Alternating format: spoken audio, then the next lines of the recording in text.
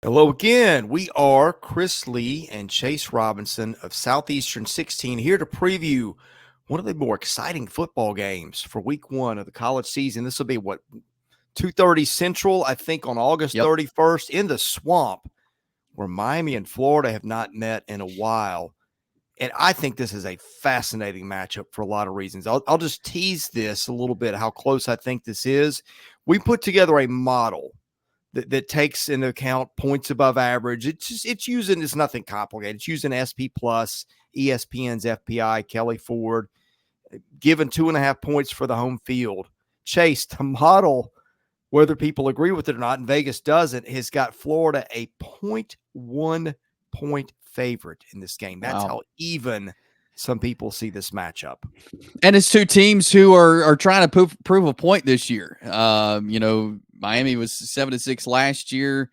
A year ago, Florida 5-7. I mean, this is two teams who are trying to start their season off with the right foot to turn this thing around. And so I think that'll make this game even more fun than it already would have been with two in-state teams battling it out to start the season. So it should be a fun one to break down, and we will break it down. But first, let's talk about BetOnline, the world's most trusted betting platform and your number one source for everything online sports betting. Right now, you can receive a 50% free bet of up to $250 on your first deposit to bet on anything from the Olympics to baseball to Formula One racing.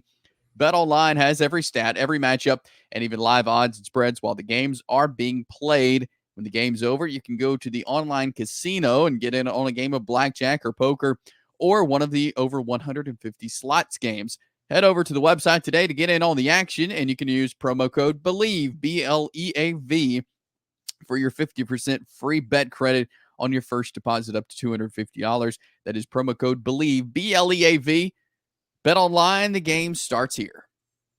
Let's start with Miami's offense. Miami brings in Cam Ward, who started at Incarnate Word, went to Washington State, threw for like 6,400 and some odd yards, and now comes to Miami, where he's got one of the country's top receivers. And this is a little bit of a make or break year for Mario Cristobal. It feels like they have underachieved, I think, in the eyes of their fans and most of the pundits. But I think Miami's chance at a breakthrough starts with its offense. The defense is pretty good too, by the way.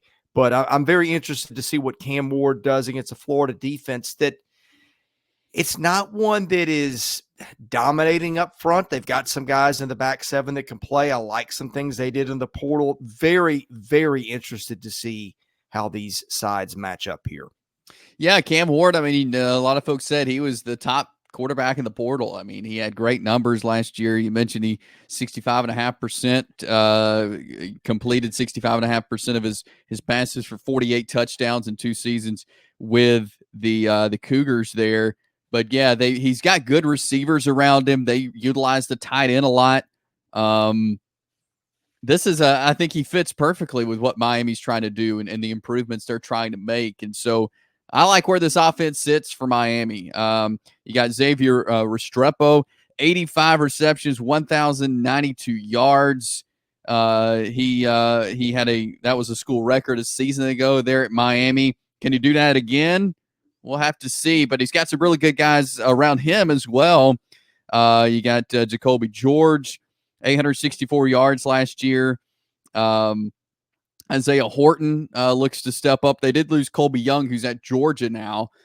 He was at Miami last year, and he had a lot of yardage. So guys are going to have to step up, but I think Horton's one of those guys who definitely could do that this year. And then you look at the tight ends. You got Cam McCormick and Elijah Arroyo, who they've battled some injuries, but I think that they're really going to utilize those guys, and they completed more than 21 passes to the tight end last year, and so I think those two guys will get a lot of touches as well. And so I think the wide receiver room looks really good to go along with a really good quarterback in Cam Ward. Yeah, and Florida's defense, Chase, has just not been very good for a couple of years under Billy Napier. I don't see the talent that they used to have, but I do see some things I like. Jason Marshall, who's been a corner in this league, going to be probably a top 3-round draft pick when he comes out. Shamar James, preseason All-SEC linebacker, missed some time last year I guess with the injury, that would have helped them. And I really like some things they did. And this is the thing that might come into play in a game like this, because I'm just going to guess August 31st in Gainesville, it's going to be pretty hot down there. Depth and rotation of bodies is going to come into play for Florida. And I look at some of the pieces they added. Not a lot of people are talking about Joey Slackman or George Gums or guys like that, but you need guys that can give you 20 or 30 quality snaps. And I would keep an eye on that Florida defensive line. It's not a star-studded group, but it feels like they've got 10, 12 guys there who have played at a high level. They got LJ McCray coming in off the edge, a 5-star recruit who could help them. So that's just something to watch when you go this early, and heat and humidity are going to be a factor. Defensive line is a factor, and that might be something that's getting a little bit overlooked in this game on the Florida side. I think so too. I like kind of the pieces that Florida has put together on defense. They struggled tackling last year. If you watched any Florida football, you learn that. So they went out and got some new coaches on that side of the ball. They've got some new players. I really like Shamar James, 55 tackles in 8 games last year. He battled some injury late in the season, though. You got Jason Marshall coming back. Pup Howard comes in from South Carolina. And then Asa Turner from Washington, I think, is a huge piece to the defense as well. So I like some of the guys that Florida's put together on defense. And I know we've talked extensively in other videos about Florida and kind of what this season means. Well, this defense is going to get a tough test to start the season off with a really good Miami offense, and definitely one that's on the rise. And so I think we'll learn quickly about this Florida defense, and have they put enough emphasis on the defense in the offseason to get them ready for this season? We'll find out in game 1, because they're facing a really good Miami offense. Yeah, and I like the other side of this matchup too. Miami lost some dudes in the secondary. That might be where their question is, but their front seven is pretty good. They got the ACC Rookie of the Year returning in Rueben Bain up front. They got, I may botch the name here, so my apologies, Francisco Mauigoa, I guess, who had 18 stops for loss a year ago. Excuse me, we are an SEC channel. We are transparent about that. We try to do our research, but we're not perfect. But it seems like there's some excitement around that front seven. Florida, I think Graham Mertz may be the most underrated player in the SEC. You will not see him getting any preseason all-SEC love. I'm not saying to you that's unfair, because it is a beauty pageant of quarterbacks. Yeah. But the guy has put up numbers, 20 touchdowns, 3 picks a year ago. Montrell Johnson is one of the better running backs in the league. Eugene Wilson III is going to be counted on to step up and be one of the better receivers in this league. You got a lot of experience up front, may not be dominating experience, but you got Austin Barber, your left tackle back. I think that Florida is a really solid bunch. Brought in some guys in the portal to help with the receiving room. I think this side of the matchup also, Chase, is interesting.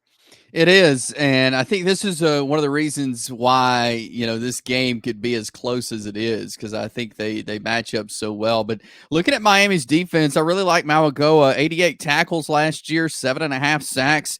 Rueben Bain also had 7.5 sacks on the year. So those are 2 quick guys that can cause some pressure, and I think that could be a concern for Florida this year. Also, they got in the secondary transfer Michelle Powell. He played for Washington last season, had 3 interceptions, and so he could be a guy that steps up for Miami this year. They have a ton of transfers in as well. They lost some guys to the portal, so they brought some in. But yeah, I'm interested to see how they match up with Florida's offense, because I really like some of the guys for Florida, some of the skill guys. Montrell Johnson, who you mentioned a minute ago, I think he could be one of the top, 3 or 4 running backs in the SEC when it's all said and done. Graham Mertz is a good quarterback. They've got some wide receivers as well, Eugene Wilson and those guys, as you were mentioning. So I think they match up really well. I think Miami's defense does have a lot of speed, but Florida's offense, I think, can match that. And so I'm looking forward to seeing how the Florida offense responds to this. I think they'll be more balanced than they were last year, and I think that's good going up against a defense like Miami. Chase, I think the odds makers have got Miami is a 1.5 favorite. Is that what we're seeing here first week of I think August? It was 2.5. 2.5 from a couple of the services. Yeah. Which is interesting. I think the computers seem to like Florida a little bit more. And look, this one is just about a toss up anyway. I think Miami might have a little bit of an edge in top end talent. I'm just not. I don't know. Maury Cristobal has done some puzzling things. I'll give you a line from Athlon. It's a situation where the sum is not greater than the parts, and that falls directly on the head coach. There's more talent here, more resources than the overall team you've been getting. That's the problem right now. That's the thing that just kind of lodges in my mind with Miami. Now, look, Billy Napier's had his issues too. I get that. I mean, he's gotten criticism for some of the same things. So maybe I'm looking too much into that. Maybe I'm just looking for an easy way out. I think this is one of these things that if you just said, if this game is in Miami, I would probably pick Miami. If this game is in Gainesville, I'll take Florida. And that's what I'm going to take. Again, is it the easy way out? Probably. Is it also probably too close to call? And you look for something to lean on for your reason? Yes, it is. That's where I'll go. Give me the Gators in a close one here. Yeah. I think Florida can definitely win this game with the skill guys that they have, with the pieces they put into place, and both teams. And again, what makes this game so interesting to me is both teams are in a position where they really need to win this game. Like, this is their schedules, their seasons line up to where they need this game. And I think Florida sees that the schedule's not easy, toughest schedule really in the country. And so if you're able to win this game against Miami, that can change, I feel like, the whole course of the season. With it being in the swamp, I think that is very possible for Florida to do this, and they could really start their season out on a high note if they're able to win this game, which I think they can. Yeah, if Florida doesn't get this one, I have a hard time seeing the Gators getting to 6 wins. Yeah. I'm not exaggerating. This may be the toughest college football slate in the history of mankind, what Florida faces. There just really is almost no break. The closest thing they get to it is Samford in week 2, and then maybe at Mississippi State in week 4. But those are topics for another day, which we will discuss. We talk SEC football, basketball, and baseball nonstop on our channel year-round. That's right. We're even talking baseball and basketball out of season every week. So best way to get that, hit that subscribe button, hit the like button. And if you're interested in advertising, we get an audience of millions every year, and you can see how to reach